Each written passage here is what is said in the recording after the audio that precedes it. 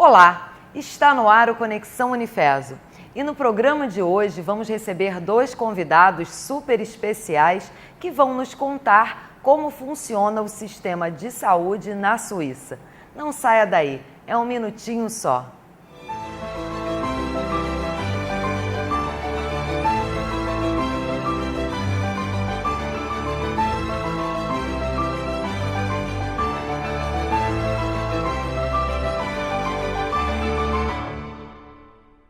Estamos de volta com Conexão Unifeso, o programa que leva a nossa instituição até você.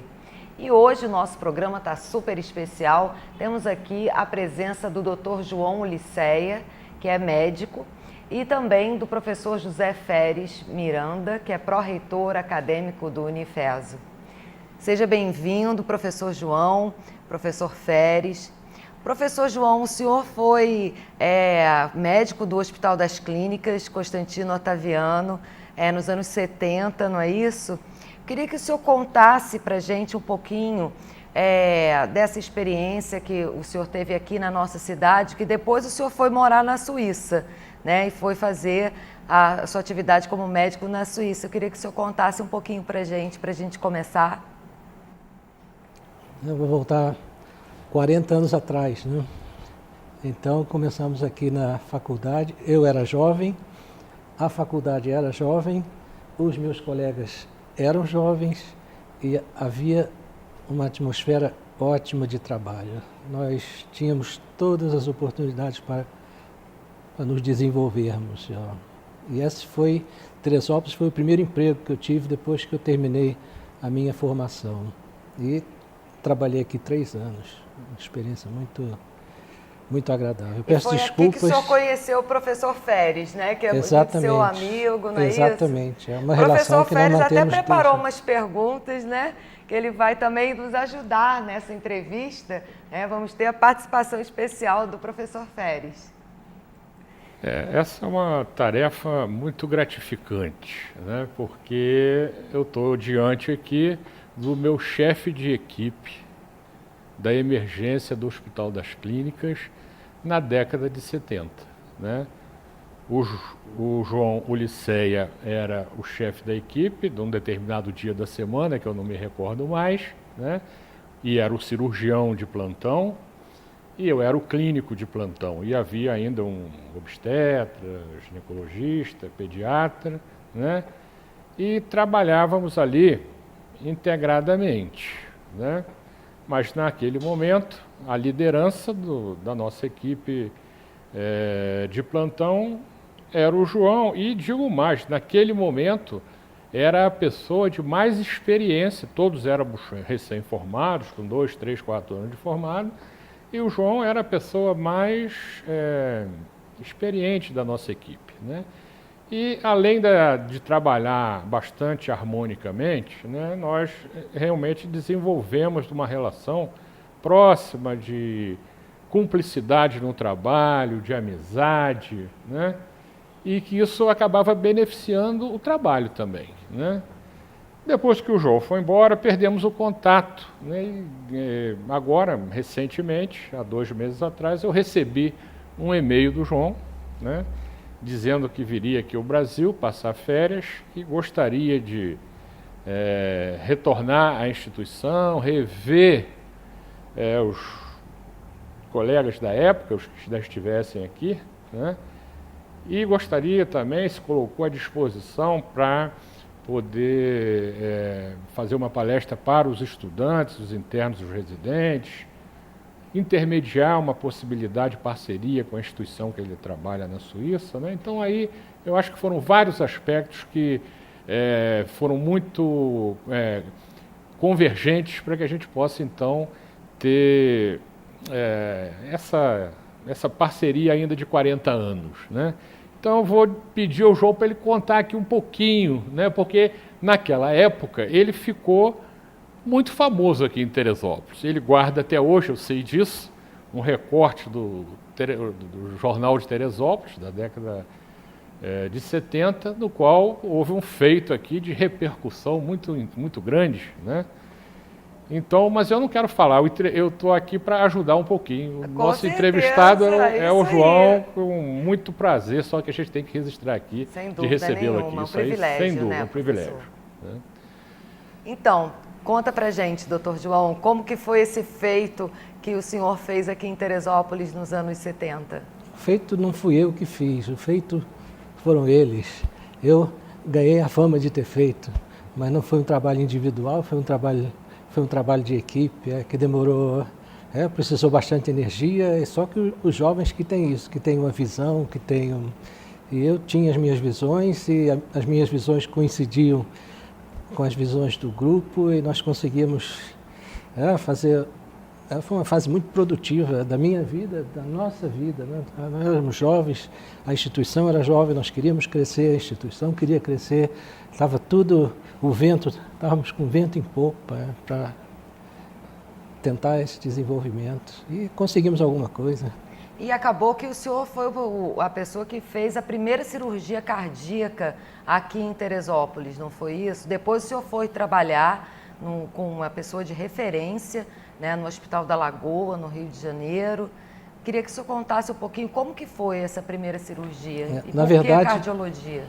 Na verdade, essa foi a segunda cirurgia em Teresópolis. A primeira, quem fez foi o Dr. Domingos Junqueira, que foi pioneiro da cirurgia cardíaca no Brasil, mas ele, embora tenha sido um cirurgião muito competente já nessa época, o paciente dele teve o azar de não ter sobrevivido à operação. E eu, que era menos competente do que ele, tive a sorte que meu paciente sobreviveu. Então foi a primeira operação bem sucedida, pode-se dizer assim, em Teresópolis.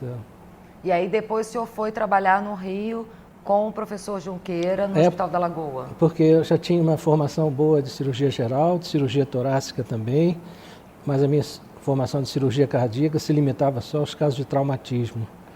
Então eu queria me desenvolver na cirurgia cardíaca não traumática.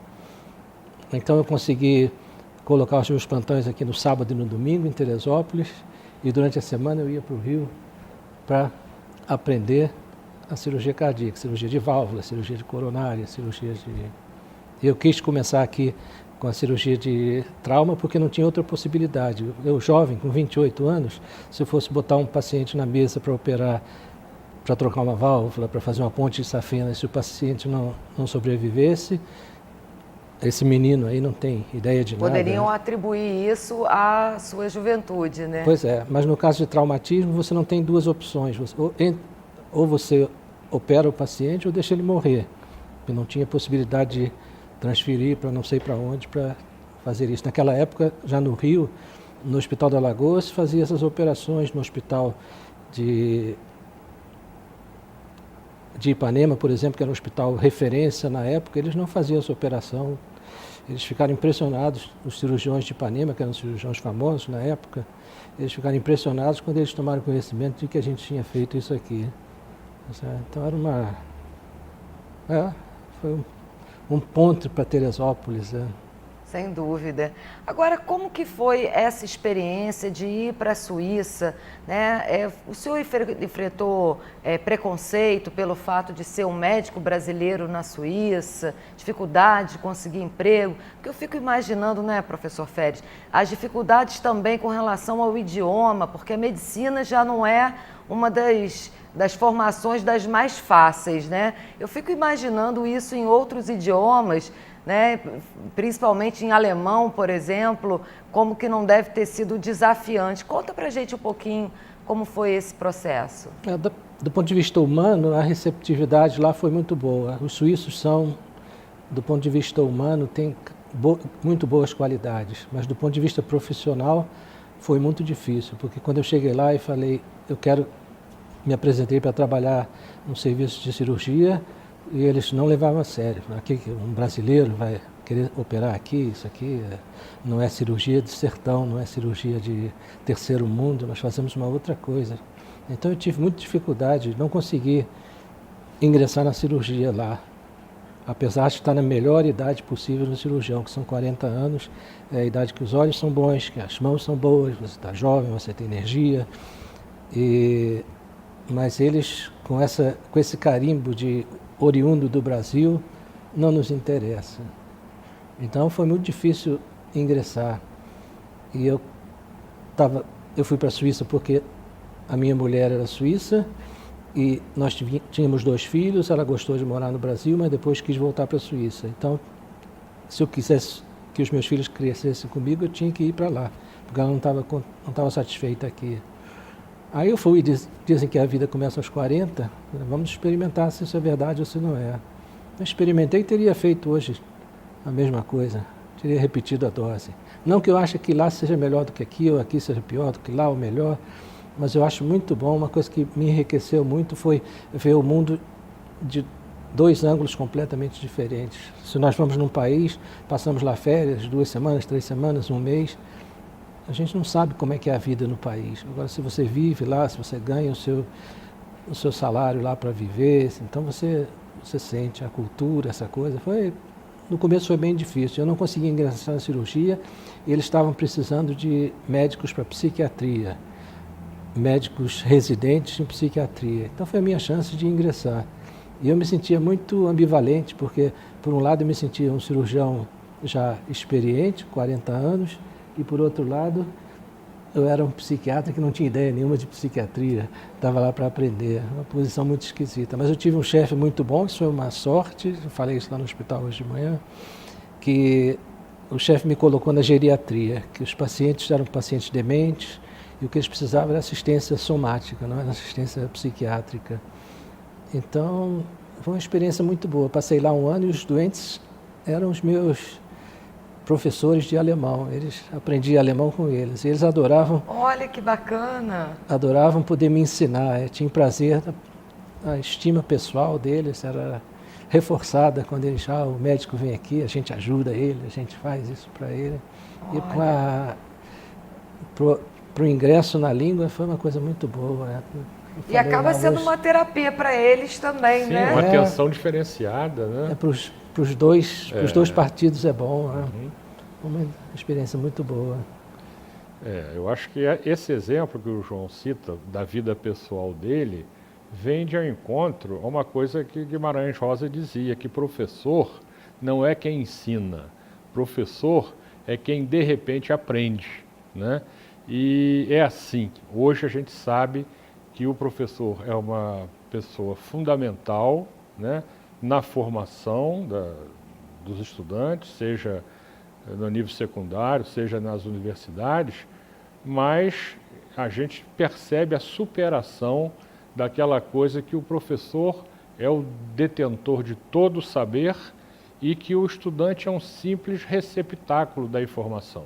Não é assim que a coisa acontece. É isso que ele acabou de relatar na experiência prática de vida, que o processo de aprendizagem é um caminho de 2 vias, né?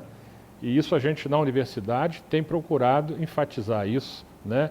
Redefinindo mesmo o papel tanto do estudante, que precisa ser mais ativo na busca do conhecimento, quanto do professor, que precisa ser um facilitador do processo de aprendizagem. Isso não quer dizer que a gente vai ignorar a competência específica e a experiência acumulada. Isso também tem muito valor, né? E o que ele coloca brilhantemente no seu relato de vida é que a formação de um bom profissional não se restringe à competência técnica para o exercício da profissão, e sim uma visão de mundo que você considera a pessoa em todos os seus aspectos. Considera a pessoa nos aspectos humanísticos, né? Considera a pessoa no desenvolvimento dos princípios éticos, né? E tudo isso contribui para você construir uma sociedade melhor, né? Então, ao longo da conversa aqui, se a gente tiver uma oportunidade, à medida que ele for relatando como é que é a vida na Suíça, como é que é o sistema de saúde e de educação na Suíça, e a gente vai vendo que essas coisas estão muito nesse processo de compreensão de como uma sociedade evolui. Lá tem problemas também, ele contou isso para a gente, falou das dificuldades, tanto no sistema de saúde, que é considerado um dos melhores do mundo, e né? Mas tem dificuldade também, né? De como vivem as pessoas. Então, realmente, essa é uma oportunidade ímpar, né?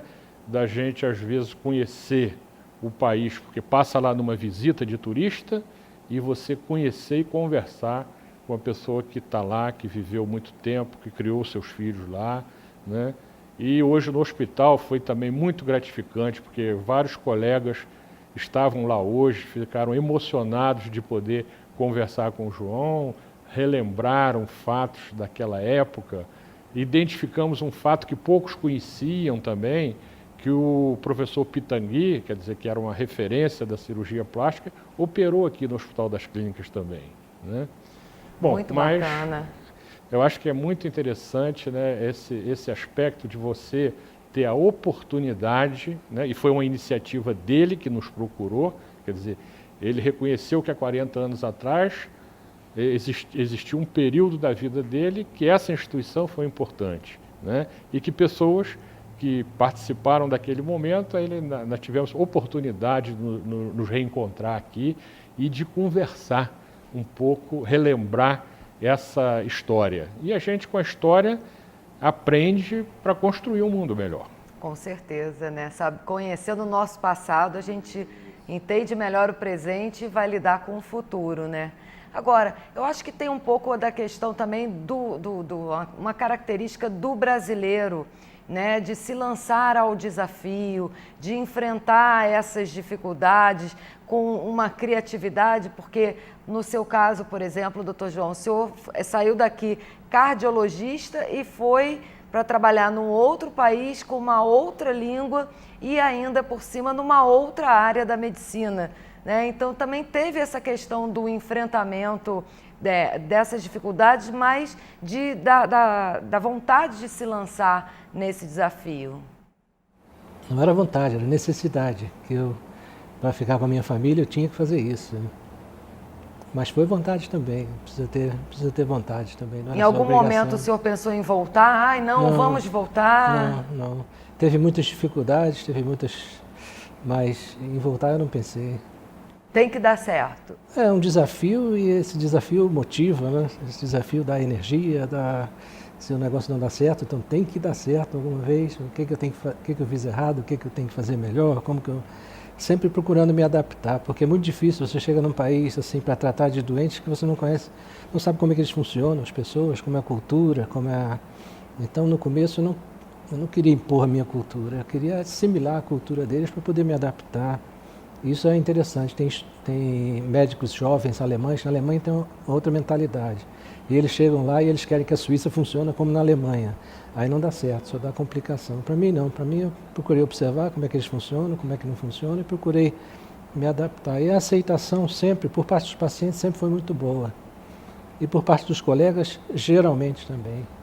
E até a questão do clima também, né? Porque o clima na Suíça é muito diferente do clima no Brasil. Isso também deve dar toda uma interferência em termos de patologias, né? Problemas de saúde que as pessoas contraem lá e que aqui não. É um outro mundo, é completamente diferente. Né? Mas a base, as raízes são sempre as mesmas. Né? As folhas lá em cima são diferentes, mas as raízes são iguais. O homem é homem onde ele estiver, né? Pode ser um esquimó, pode ser inuit, não se fala mais esquimó, desculpe. Onde o homem está, ele é o homem, tem o denominador comum. E se você parte desse denominador comum, então geralmente não dá problema. Então, vamos voltar daqui a pouquinho, estamos chegando ao final desse nosso primeiro bloco e para você que está aí nos assistindo, não saia daí. É um minutinho só, vamos para um rápido intervalo comercial e voltamos já para conversar sobre o sistema de saúde na Suíça e saber um pouco mais dessas histórias de sucesso. É um minutinho só.